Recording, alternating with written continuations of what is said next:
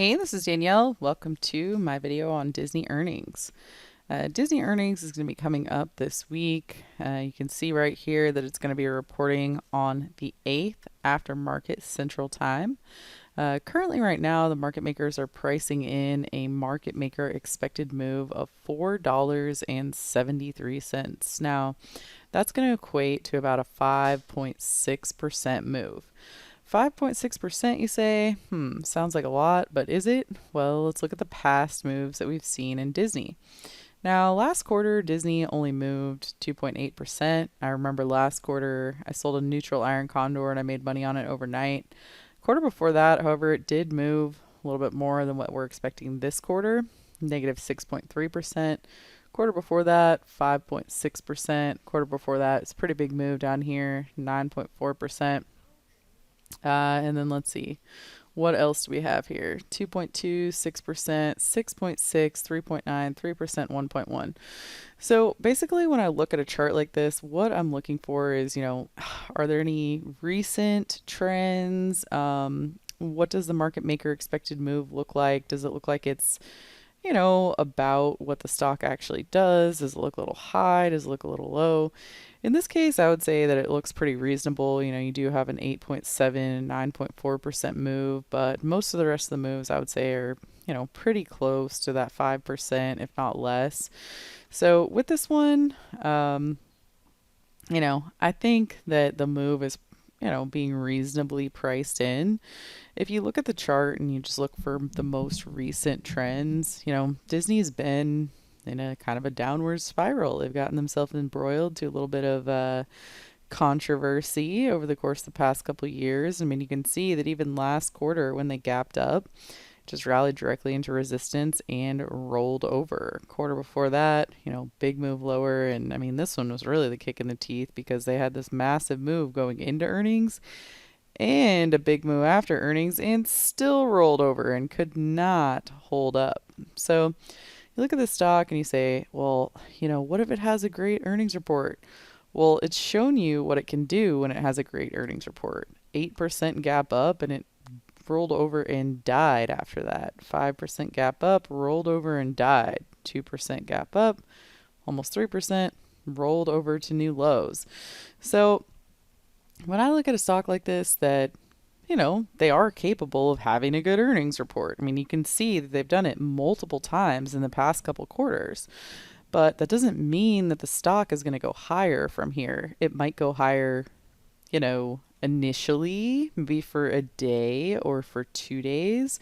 But ultimately, this longer term trend is not higher. It is, in fact, down. So that's why I say, hey, might have a good quarter, but ultimately I'm looking for it to go lower. I'll also tell you that there's pretty good volatility here.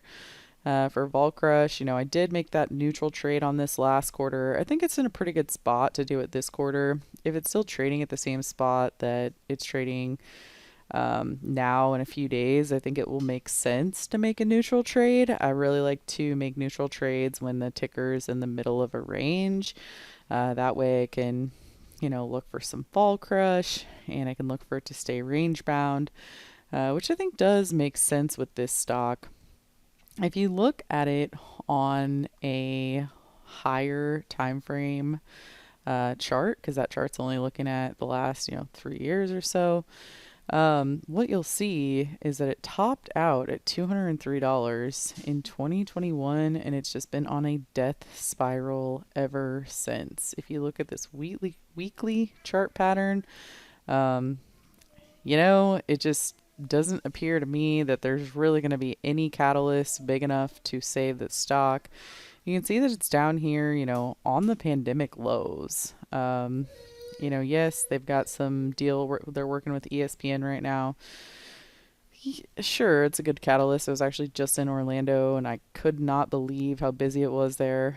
But ultimately, longer term pattern here is down, and all it's going to take is one bad earnings report for this low to break, this pandemic low, which is at 79, which, by the way, is, within range of breaking this quarter. So if they do happen to miss and break that low, I mean, where could it go after that? Because there's really no support. Let's see if I can find any No, maybe 70. I'd say more likely 65 all the way back in here.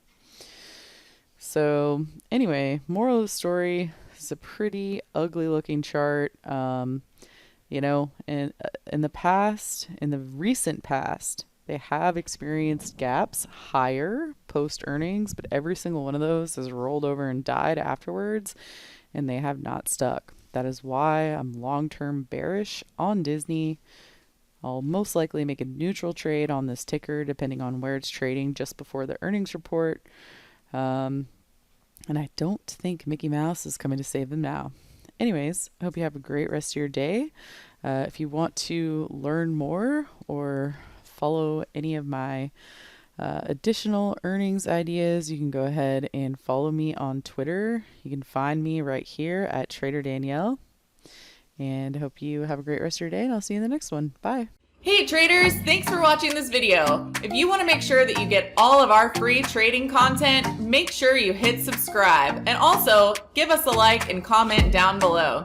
If you want to learn more about us and if you want to join us for live trading in real markets with real money, make sure you go to simplertrading.com where you can join us for more info. Thank you very much and have a great day.